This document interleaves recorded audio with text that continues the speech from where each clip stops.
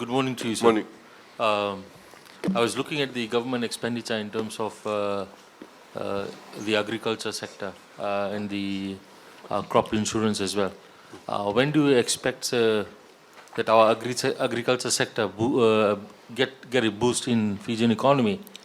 Should the government stay and continuously support the agriculture sector, whereby it's bigger than our tourism sector? Well, in the budget, we've actually increased the funding for agriculture. It's gone up to $96 million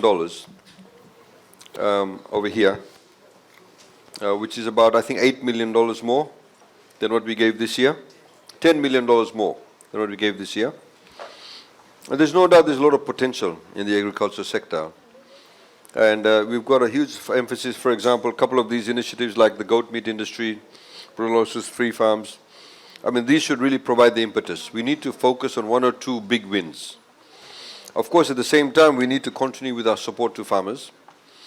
And there's obviously some plans around that. You know that we have the National Development Plan. That has also been launched. I don't know how many of you know about this. This was launched last year in Bonn by the Honorable Prime Minister. After prior to the two coups in 1987, we used to have what we call 5-year development plans. Many of you may not necessarily know about that. So there's a 5-year development plan. What we've done now, so since then it stopped. What we've done now, we put in place a 5-year and a 20-year development plan. So we know exactly what's happening. I mean, the example that I used, like if you talk about agriculture, one of the problems faced by the sugarcane industry is what we have an aging farmer problem. Most of the young people don't want to remain in the cane farms. The whole premise on which cane farming was built upon is that your great-grandfather was a farmer, everybody else then became a cane farmer. Of course, the young people don't necessarily want to become cane farmers. We used to have cane cutting. A lot of people don't want to do cane cutting. They have their mobile phones. They want to do other things. So you have an issue with that. Similarly, with agriculture, we need to bring in new technology. So, for example, now we have cane harvesters for sugarcane farming. We bring in prisoners. We pay them money to cut cane. There's a shortage of cane cutters. So, in the same way with the agriculture sector, we need to make agriculture a lot more attractive for the young people. So, that's some of the provisions we put in place. Okay. Thank you. Morning, sir. Morning. Just before I start off, just want to introduce myself. My name is Steven Hicks. I'm from Singatoka. And good guy. From Yavolosa. Oh, really? Yes, Mr. I just got a question on the budget for transport, sir. On the amount of vehicles that's actually been brought in by those car dealers. I really wanted just to ask you, is there any strict policy actually been laid out to actually control the amount of vehicles, second-hand or third-hand vehicles coming into the country? Because we were at a competition a few weeks back, which was actually been carried out by the ADB, and we had one of the engineers from Roads Authority there, and then he said that one of their biggest problems actually been faced by the section or the sector for roads is the number of vehicles that's actually running on the roads and the traffic congestion that they actually been facing here on the roads, especially here in the central business districts. That's all. No, it's a good question. Yes. It is, of course, a challenge. You see, many of the issues, I'll give you a few perspectives on it. Many of the challenges we are facing now in terms of infrastructure is because there was not any planning, right? So when you see generally governments, when they plan, they need to plan 20, 30 years ahead. Now if you look at Suvarnasori corridor, we're building 4-lane roads all the way through. The last section is left from 9 miles to Nasori Bridge. Essentially from 9 miles to Suva, it's 4-laned. Now, if governments were smart previously, they would have had more road reserve. They would have envisaged the population will grow one day. This is the capital. This is where a lot of the investments are made. A lot of the factories are here. Okay, if land leases are not being renewed, where will people come for jobs? Right? So they would have had more road reserves. So we could even have, for example, some provision for light rail, like monorail, light rail, or even say even a third lane road. So today we cannot go more than 4 lanes now, unless we start buying properties. And most countries like USA, I went for the first time in certain parts of USA earlier this year, where they actually bought out entire streets of homes. They just went and did compulsory acquisition. Government has a provision to do that. Because we have to put in a 6-lane highway here. So homes that existed, gone. Government paid out heaps of money, astronomical amounts of money to cater for the traffic. Now, that's one issue. So the planning was not there. Secondly, on the flip side, if you leave university, you get your job, you may want to buy your own car. For today, till today, for many people, buying a car is a sign of their social status. You know, you've done well. I'll give you an example. Saki, who's again using Saki as an example, who's been driving for me for a number of years now. I mean, he's got a family. He's got 4 or 5 kids. He's a very good mechanic. He's a very good driver. He has always wanted to own his own car. He finally bought his car last year. He now, for the first time, took his wife and children around Vitilevu. They've never seen Vitilevu. The times that he does get off from work, which is hardly ever, he goes to Pacific Harbour, takes his kids for a picnic. Should we deny him that right by saying we should put a restriction on the number of cars you own? He would say, no. Why should you deny me the right to buy my own car? It's my right. So you see, as the country gets wealthier, civil servants have got a pay rise, people have more money in their pocket. So people choose to do certain things. People may choose to buy a car. Some people may choose to build a second bedroom or whatever it is. You know, that's what people do. So that's on the flip side. The issue though is about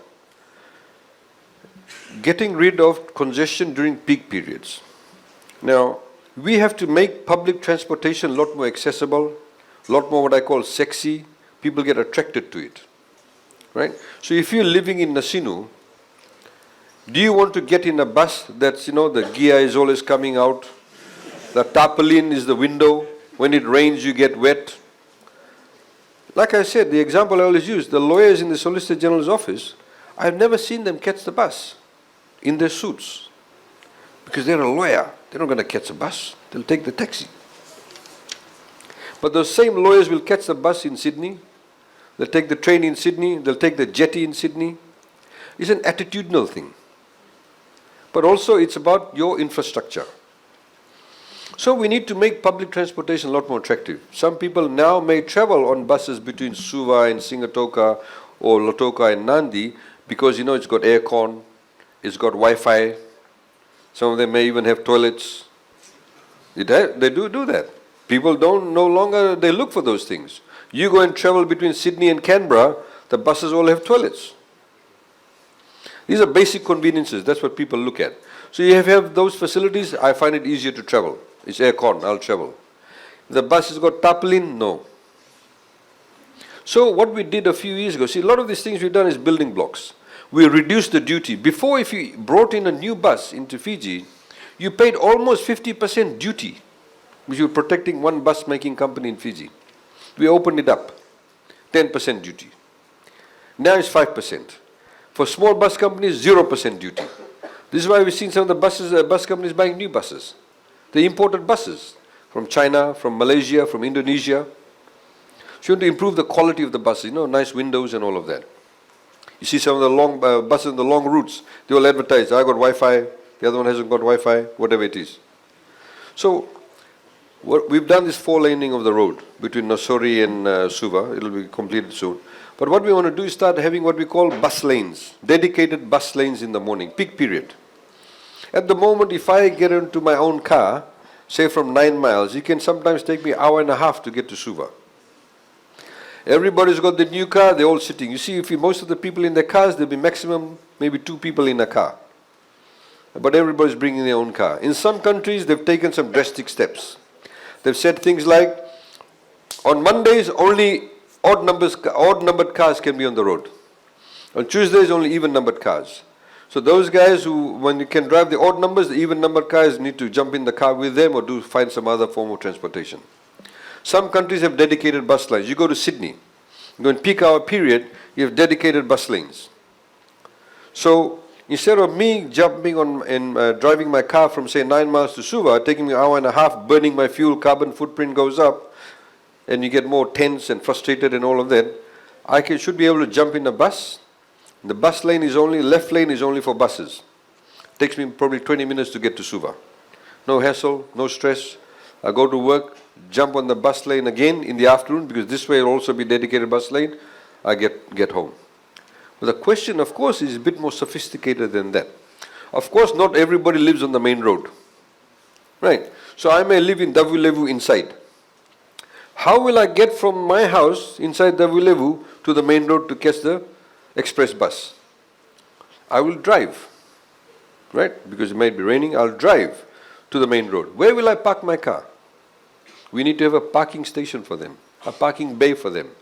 So it's building up of infrastructure. So it's a issue that needs to be looked at holistically. I mean, I've got cousins, for example, live in Sydney. They travel on the train for 2.5 hours every morning to get to work. What they do, they drive from their home to the railway station. There's a car parking area. They park their car there, jump on the train, go to work, come back on the train, get in the car, go back home. That's the kind of thing we need to do. We also need to change how we think about transportation. But in the meantime, we cannot deny people from buying cars. People also need to think about of course, some people who may have 3 cars in a house. There's only 2 people living there. Some people do that.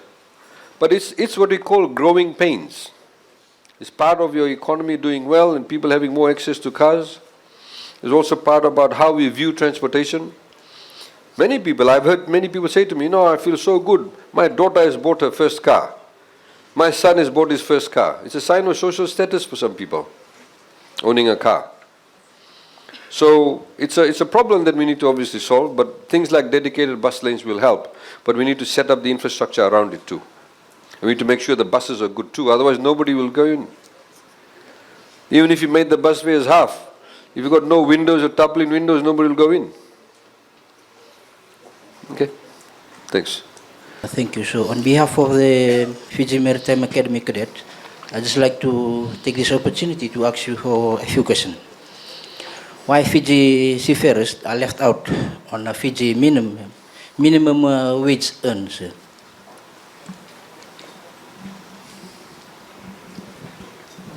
Sorry, say that again?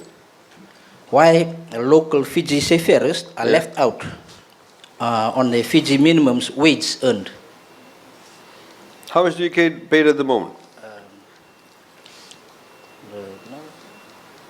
Excuse me, sir, can you? How much do you get paid at the moment? Because some of the companies paid different wages on the different seafarers. No, but how much do you get paid? You're saying you're getting paid below minimum wage, but how much do you get paid? $3 an hour. Okay. So you see, there are certain sectors, if you're in a trainee position, if it's a trainee position, because you're doing on-job training also, I assume that's what you're talking about. On-job training, obviously they're providing a particular service to you, you're learning on that. That's why you have those rates. I don't have the specific rates for the seafarers with me now, so I can look at that, but if you can give me the information, most definitely look at that. In the same way, for example, with tailoring, they bring in people from outside who know nothing about tailoring. So for the first 3 months, when they train them to learn how to sew, they pay them a wage that is below the rate that they pay people who are in the garment industry, because they're actually training you to get a professional skill set. Then after 3 months, it goes up to the rate that you should be paid. That's how the system works. So I don't know about the minimum wage in your sector. I don't have the figures here with me, but we definitely can look at that. But if you are getting on-job training, that's how the system works. Like an apprenticeship. Because without that, you can't get your qualifications, I assume. Is that correct? Is that correct? By the way, sir, some of us have a qualification and we just come to upgrade ourselves here at the academy, here at Maritime. Yes. For the minimum wage we were talking about in concern, sir. Sorry, for the minimum wage earned, sir. Yeah. For the local seafarers here in Fiji. This is paid by the local companies. Yes, sir. This is on-job training or on-job upgrade of qualifications? On-job training with qualifications, sir. Okay, well, give me the details. Tell me which companies are doing that. We'll report them to the Ministry of Labour. It's not done by government. It's done by these companies that may not necessarily be paying the right wage. So if you can give me the details, we can look into that.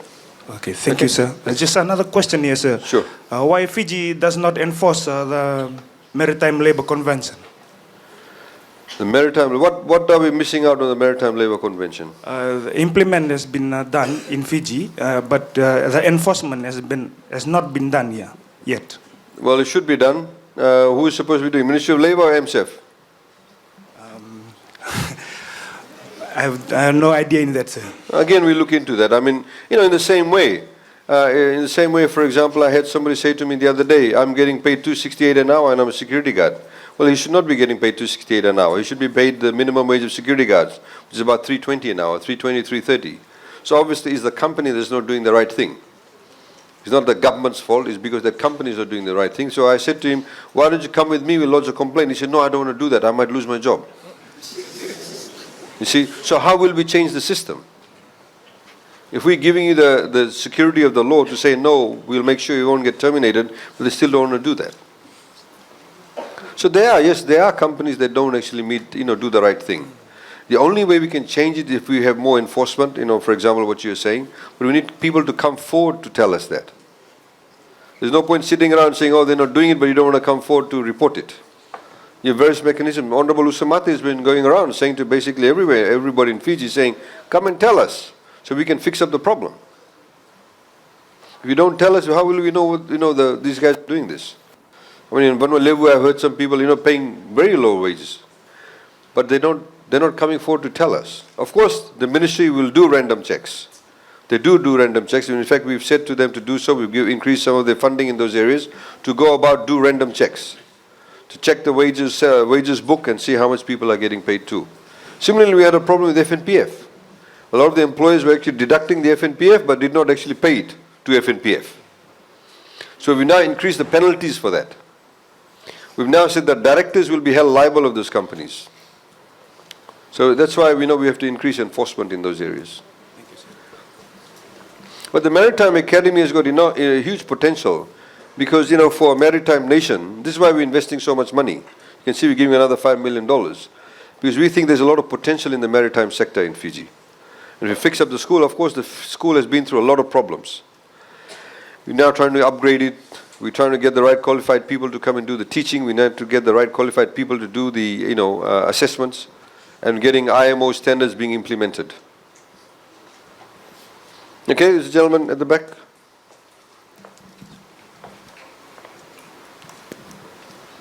Nimbula, sir. Bula, hi. Just on the issue of maritime training, Fiji used to have a very vibrant shipbuilding industry. Yes. And currently there's, this industry has died since the privatization of the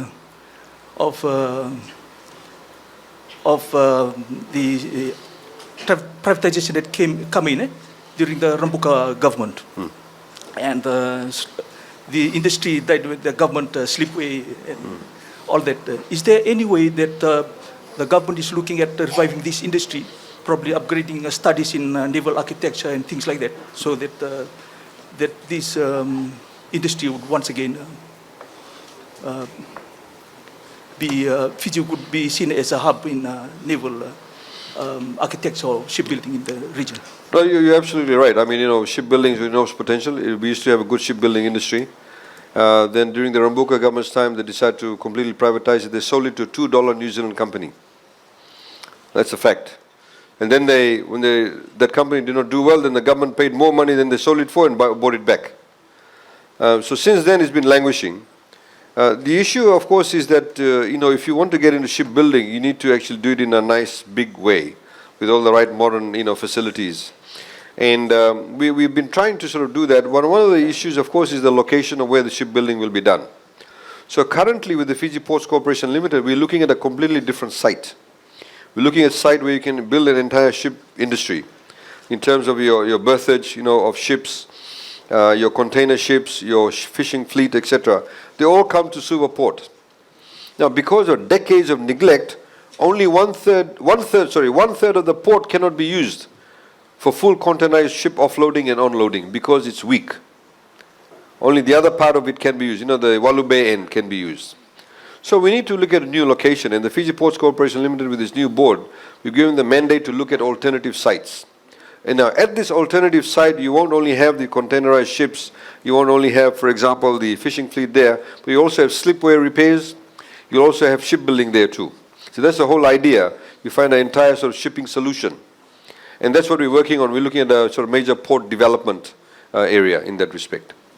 But yeah, you're absolutely right. I mean, there's a lot of potential revenue we are losing out on, even for ship repairs too.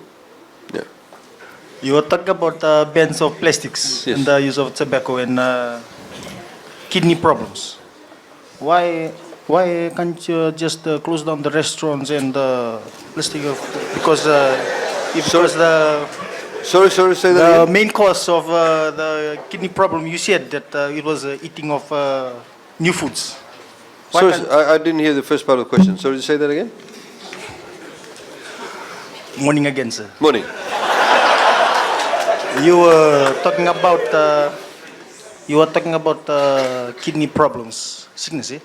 Kidney problems? Yes. Yeah. Earlier. And you said of people eating new foods from McDonald's. Why can't you just close down the factories, restaurants? Because you said the main cause of these kidney problems are from eating new foods. Why just can you close down the restaurants and with a tree you can still kill a tree from the root, eh? No, well, I didn't say that. It's the main, I said the contributing factor Factors, is yes. that the contributing is not main cause. They're two different things. Yes. Contributing factor is also a lifestyle, I said. We don't exercise much, we eat a lot more junk food, etc. Of course, things like, before if you had to go, we had kids who may walk 3 kilometers to go to school. Now they catch the bus, so they miss out on the exercise. So it's lifestyle change. It's the 21st century. So this is why we have to become a lot more conscious about how we live our lives.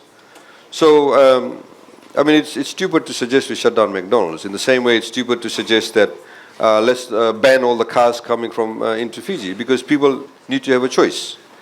The fact of the matter is that if you eat McDonald's, for example, once a week, you may not necessarily get diabetes, or if you drink Coke, but it depends on what your rest of the lifestyle is like.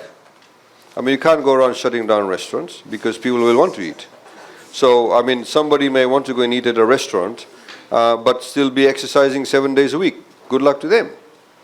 So, the reality is that, you need to be able to work within what we have. People still need to have choices. That's their right to do that. But at the end of the day, ultimately, you are making the choice. What we try and do is try and modify your behavior. We try and modify your behavior. And I did not say because of the kidney problems or those eating habits. I said because of diabetes. It causes diabetes. Diabetes does not necessarily cause kidney problems. It can.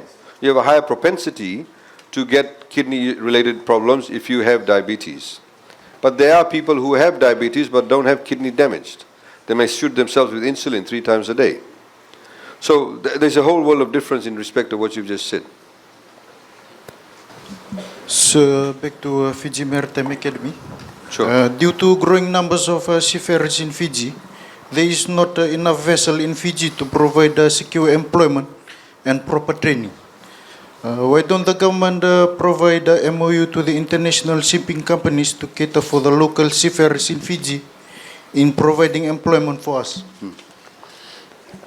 We are working with CNEC. As you know that you are linked to CNEC now. Maritime Academy, we have the CNEC people who are involved. And one of the reasons why we chose CNEC was CNEC has got relationships with other large shipping companies. So once we get the Maritime Academy up to the right level of, international best practice and qualifications, then there'll be a lot more opportunities. As you know, we've had teething problems with the Maritime Academy. There's been a lot of resistance to some of the people allowing CNEC to come in. This is why we're investing a lot more money in the Maritime Academy. So it was a strategic decision to bring in somebody that has got a background of CNEC. Because CNEC has got some of the large German shipping companies, they've got relationships with them. So yes, we want to do that. Of course, government has now been buying a vessel every year too. There's opportunities in that respect. We've now got that medical ship that's coming on board. We've ordered another ship from Malaysia to come on board too. So there'll be opportunities from that respect. Okay. Thank you, sir. Thank you. Good morning, sir. Morning. I've noticed that in the budget you have mentioned about the assistance that is offered to first home buyers and first-time buyers. But one thing that I've noticed in the market is that the prices of houses that is escalating almost out of control at the moment.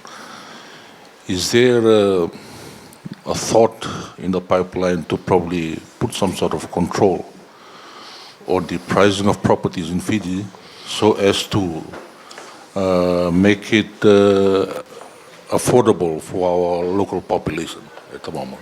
Yeah, there's a couple of things. One has already happened. As you know, we've now said that no foreigner can buy residential properties in any of the municipal areas, nor can they buy any land in the municipal areas for residential purposes. Because as we know, a lot of the pricing went off the roof because you had foreigners coming in and paying large amounts of money. So that actually excluded the ordinary Fijians from participating in the residential property market. So that's the first thing we did.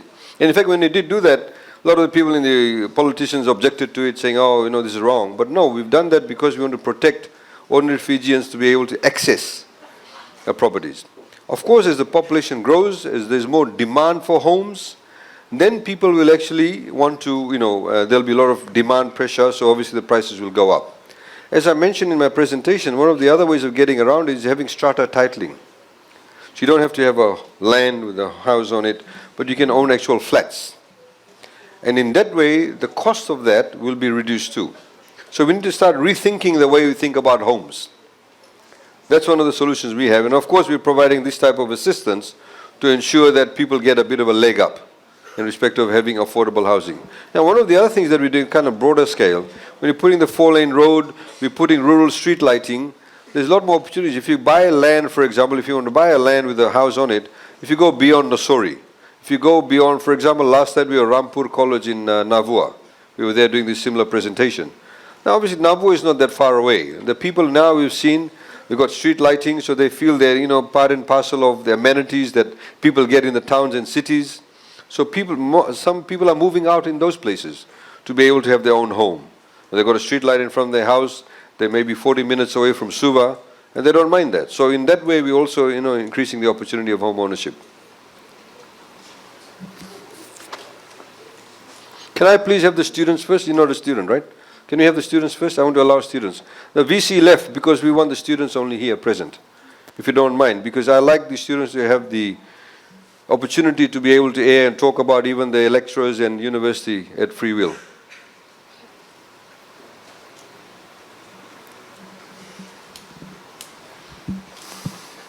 Bolo, sir. Lala. One more question, sir. This is just on behalf of my brothers and sisters from the School of Building and Civil Engineering. I've been here for the past 6 years. This is the 4th course I'm doing. Finally, a degree student. Just for my future brothers and sisters who will be actually enrolling for the course that I'm doing, if the government could actually help us with a lack of qualified lecturers in our schools. I know for those who come under this school, 3/4 of the time, in my situation, by the 3rd week of this semester, and then we just started with 2 units. It was a big delay because of they were still delaying. The lecturer was there, but the university or the HR office was still making other excuses because only of his pay, the pay. The lecturer had even given up his time to he was going to actually teach about 4, 5 units. But then he was only told to only teach 1 unit, only given 8 hours to teach. Then who was going to fill up that gap? And then they say, no, we'll go and look for some other lecturers. But time is going. The government has already paid for our studies. But yet, this trend is continuing, sir. I've actually seen it from my past brothers and sisters. Till today, we're still facing the same things. Please, we need your help. Yeah, in fact, this was raised with us in the large budget consultations. And this is why, FNU, of course, is getting a much bigger grant. They've never received this much money before. You're getting $65.1 million. It's a large chunk of money. That's apart from the fact that we're giving you $19 million as capital grant. This is operating grant here, sorry, $65.1 million. And precisely for that reason, this was also raised with us at the budget consultations.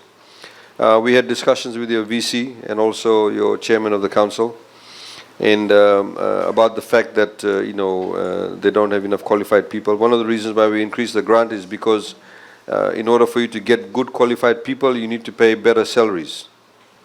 And it was a known fact that most of your lecturers were actually paid far less than what USP was offering.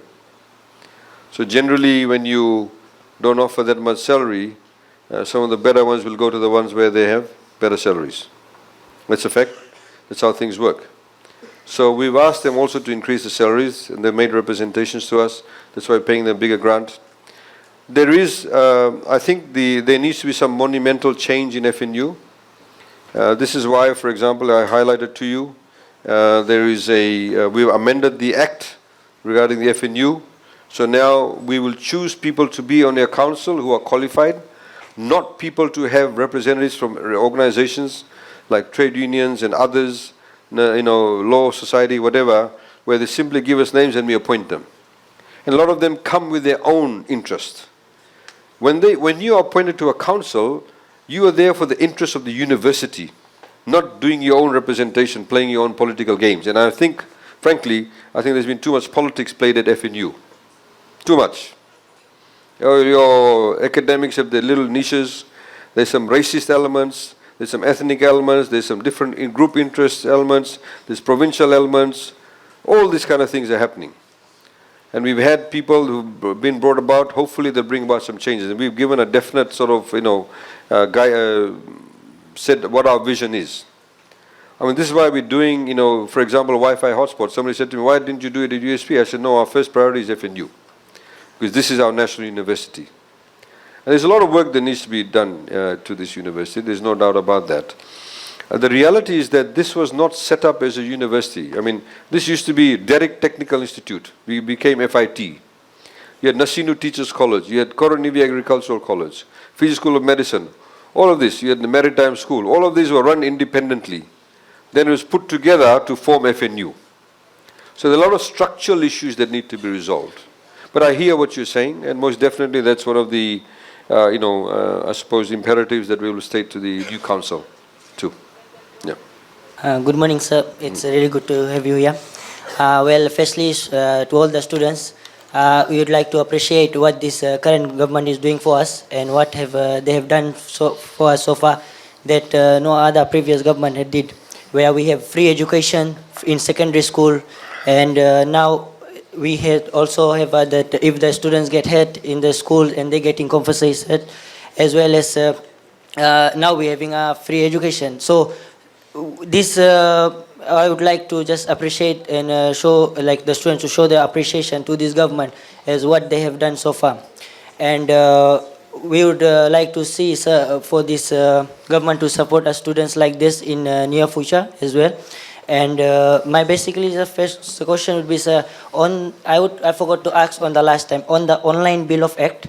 Like we can see that when it comes to social media, where people start placing whatever they want to, and like recently there was an accident in Nambo, and without anything, we have seen some of the disheartening pictures on Facebook.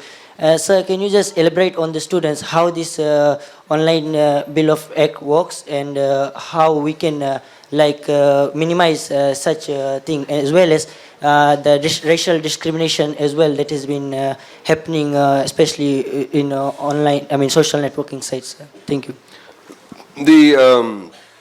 The Safety Act that was passed has more to do with social media, exploitation, sexual exploitation. That's what it's focused on. So, for example, what we noticed a huge incidence of people, so pornographic material online. We saw a lot of incidences where, for example, people's, relationships, people in a relationship, maybe taking intimate photos of each other and all of that, and then they break up, then one of them actually starts putting it online. But it does cause a lot of problems. Some people have committed suicide, some people have come close to doing that. Just put yourself, if the blokes put yourself in a situation, if your sister was in a situation like that, if she was in a relationship, and in a moment of whatever, they took some photos, and further down the line, she's no longer in that relationship, she's moved on in her life, and he's moved on in his life, and she's about to get married, and suddenly this guy decides to start putting it online. Now, what will that do to you, your family, and your sister? These are the kind of things that used to happen. We found one particular case in Lautoka where somebody had actually put a camera in this lady's room. And it was live streaming. Obviously in the privacy of your home, if you go in your bedroom, you're going to change your clothes, you'll get naked or whatever. This is all being streamed live. And then this has been put on the social media saying, why don't you get a piece of this? And those kind of things. So this is primarily what it's there for, to stop those kind of shenanigans taking place. These laws actually exist in Australia and New Zealand, and they have what we call an online safety commissioner. A lot of the times people don't come forward because obviously, they don't want to go to court because it's a very personal matter, but there's an opportunity now to go through an independent commissioner to get the two parties to reconcile and to pull it all off. So this is fundamentally what this does. There's obviously also exploitation of things, exploitation of children, for example. And that's primarily the focus of this. In respect of things like, religious vilification, ethnic vilification, it doesn't really address that per se. There's still, there's not much laws in that area. There's, of course, you can, under the criminal code, there are various provisions. If people actually, make things like, put a post up and let's go and kill all the Chinese or something, People do that. In some countries it has happened, and it can actually then, you can face various penal codes. But there's no specific law that we've introduced that addresses that specifically. The whole idea, what you raised about what happened in Nambu, that was quite sad. The Honourable Prime Minister has made a comment about that. It would appear, some people I know who told me they were on the site, they said, as soon as people got off, rather than probably helping, they got out their phones and started just taking pictures. So they could immediately send it to people or video record it. There were some people who actually immediately got off and started taking off the boots and the shoes and the wallets of people. It was actually happening. So, it does go to show where our social values lie. And some people obviously have been so caught up with this technology that they're kind of missing the human element. So, we need to re-look at ourselves. These are the kind of things you can't always regulate. It's very difficult to regulate this. It's all about your social values. So we need to kind of keep control of these things. I know some people, for example, they have Facebook page. I had one niece staying at home, and she was attending one of the universities. She was on the phone 24/7. The phone, okay, I'm about to go to the toilet, be back, then come back and, this is what I'm eating. So the entire life is controlled by this. So you need to look at, where we are, how we're using the technology. It's a great tool. Social media is a great tool, of course. It is a great tool, and you can use it to your advantage. It's good for sharing information, catching up with people. But where do you draw the line is the question. We need to, of course, protect people who are vulnerable. And that's fundamentally our first focus. Sir, my name is Jaishil Kumar. I'm a BE honors student. This year we are doing a capstone project unit, which is through a whole year project unit. We are paying approximately $1,800 for the fees. But the problem we are facing in this unit is that we are not getting the, so say for example, my project is a solar powered electric vehicle that I'll be implementing this semester. So my problem is that the availability of parts and tools that are here in the school. So we are engineering students, we make projects of innovation, right? So our parts are not available locally. So every project we do is with the parts and accessories are supposed to be ordered online. So our project requires online parts and resources which takes time. The meta is the time. So say for example, if I order something from the beginning of the semester, it takes almost about 3 to 4 weeks just to enter the country, go through the customs and enter the university. So by the half of the semester, I get the part. Then only half semester is left for me to implement. So that is a problem. If government could help us. So does the university doesn't supply you the parts? No, sir. The thing is that they have to order online. Say, for example, I'm ordering a microcontroller unit or something kind of like that. So the university does have some, but the thing is we do not, it depends on the number of students we are having in the school, and also it depends. My project requires special elements that were never there in the university. Because this is a very unique kind of project that I'm making. There are many more students who are making projects that are very unique this semester. So the thing is the availability of parts and the shipment and all that. So that is. So how do you think government can help? So maybe they could. Our problem was that we had to do it.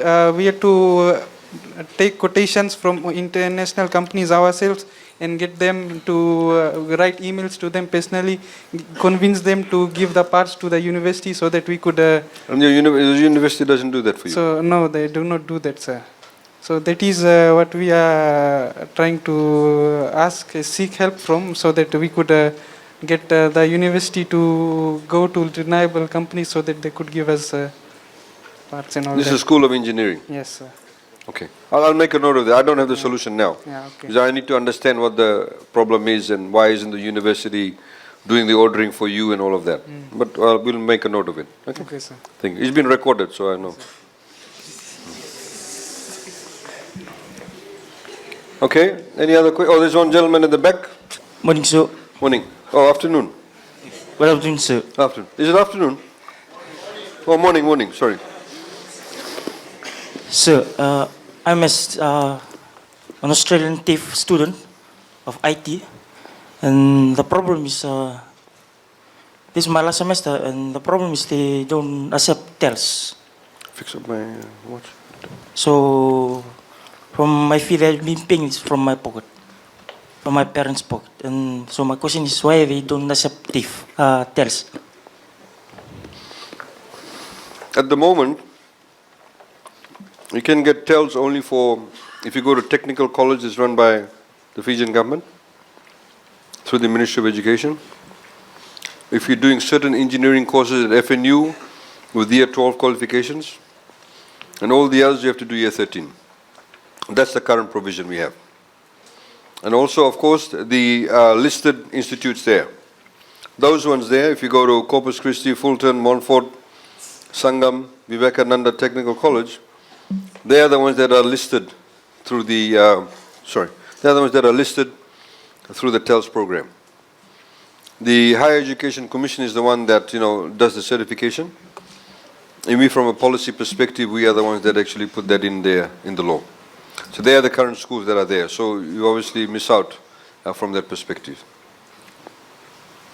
That's the legal position. Thank you, sir. Yes.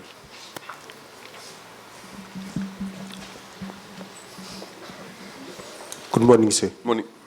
With regards to TELS scholarship, why does TELS only sponsor diploma and degree courses, but not certificate? I mean, I'm taking certificate, but TELS disapprove my application. On what basis? If we are all just going to pay for this once we get our job, why not also sponsor certificate course? Did you do year 13? No. Maybe that's why. The only one that you can do year 12 and get TELS is the courses that are available, the approved courses in engineering that's offered by FNU. If you're doing it from the other courses, then it won't qualify. At the moment, that's the position. Of course, if you go to technical college, then you will get the TELS paid for. But at the moment, it's limited to those areas. So you have to do year 13, if you can do year 12 in certain engineering courses, then they allow you in. and if you go to technical college, or if you go to any of those colleges that are listed there. That's the current position. You can get certificate if you had completed year 13. Because the push really was, we wanted everybody to complete year 13, except for those engineering courses in year 12, which is just introduced recently. That's again similar to what the gentleman raised. It's a similar position we've taken at the moment. In the future, of course, the economy may do well, then we can probably look into that. Thank you, sir. Yes. Change it. Just a bit nervous. On behalf of the automotive side, like governments monitor hybrid vehicles, like the imports of vehicles from us.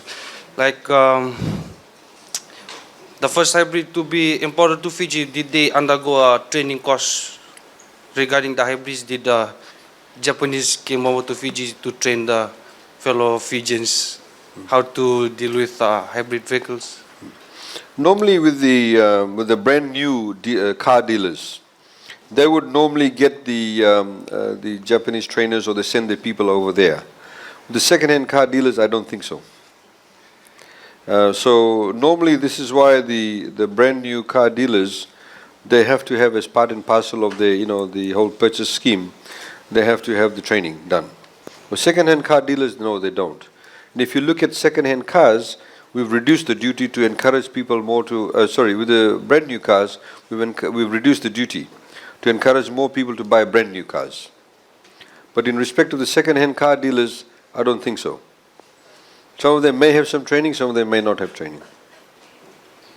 But so for tertiary, will they undergo the training there? Like for hybrids, like later on, I think they will be electrical vehicles. But they will upgrade the simulators too for hybrids and other vehicles. Like regarding electrical, like the cross section of the inner components of the engines and stuff. Well, so I don't understand your question. What's the question? Like, will the college, like the automotive side, will they upgrade the facilities too? Well, I hope they do, because they need to do that, because there will be demand for it. You know, this is the thing. I mean, FNU is more of a, what I call a vocational leaning institute, or higher education institute, where there is more sort of practical engineering matters. Some of the things that you are doing, they don't do at USP, in those areas of work. So they have to, and this is one of the things that we were saying, the universities need to become a lot more relevant to the practical demands of the outside workforce. So they have to do it. But you need the right qualified lecturers too, to do that. Thank you, sir. Yeah. So again, the same dude. Sure. So may I ask why?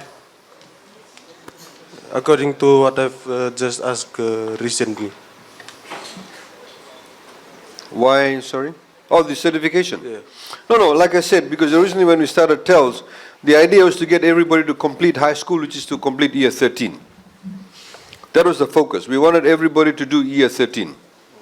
Because the moment you start doing, or saying to people, you don't need to do year 13, a lot of people may start leaving school at year 10.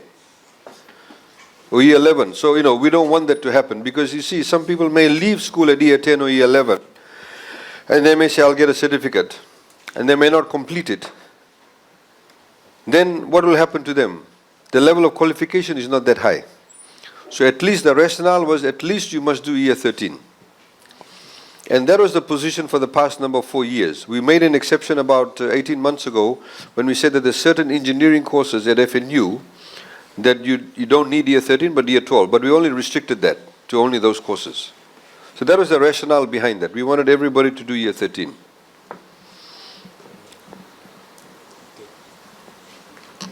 Now, I don't know about that certificate being offered at the technical colleges. Is that offered at technical colleges also? So, no, I'm taking certificate for in carpentry and FNU. No, what I'm saying, that certificate that you've got, is a similar certificate qualification being offered at the technical colleges? I don't think so. Okay. Well, if it had, then if you went there, you would get it. So how about, because I did my year 12 back in 2011. So nothing can be done. No. Okay, unfortunately. Thank you. Good morning, sir. Morning. Just one question regarding the maritime industry again. I believe marine life is one very it plays one very important role to us humans. Annex 4 of MAPL states that regulation for it states the regulation for prevention of pollution by sewage from ships, and it came into force on the 27th of September 2003. Till date, it's sad to see that most of our local boats, they have direct pipes that runs from the toilet and runs directly into the sea, and it clearly goes against the Annex 4 of MAPL, the regulation that was set by the International Maritime Organization. So just from us, if for local boats, when they are brought over to Fiji, if a proper survey can be done to them regarding these kind of issues. And also regarding boats, if, just a proper survey could be done to them, sorry. That's all from me. No, you're absolutely right. I mean, things like raw sewage being pumped into the oceans is not very good, is not very healthy for the oceans. And there's obviously needs to be a lot more compliance in that respect. And I think it's been happening for a number of years. And, MSEF and various other organizations are supposed to look at that to ensure the standards are being met. I think the other issue also is, now we've reduced the duty on the importation of ships into Fiji. So, for example, Gounder Shipping, they brought in ships from Canada. So they have general compliance standards that they do meet because they have to meet the standards in Canada. Those sort of things do help. Now, if we had not reduced the duty or zero-rated duty on those ships, they would have never brought them in. So we're trying to also provide what we call the fiscal and the tariff framework for them to be able to import more ships. On the other hand, if we, I think, went ahead and today did a survey, you might find a lot of the ships actually completely off the waters. They won't be able to run. Then you've got everybody in the maritime area saying, we don't have transportation. So it's a question of ensuring that we do the compliance and the monitoring, but at the same time ensure that we continue to provide the maritime services, the shipping to the maritime areas. So no, you're right, we have to do that. Greater compliance is required. Thanks. Thank you, sir.